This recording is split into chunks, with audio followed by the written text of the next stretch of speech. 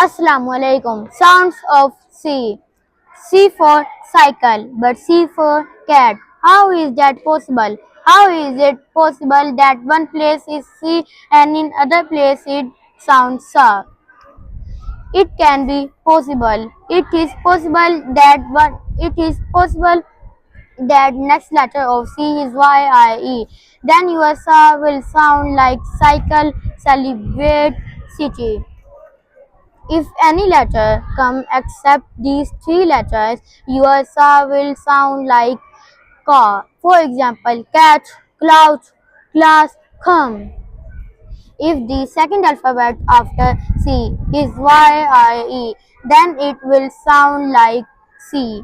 If any letter come without these letters, sound will sound like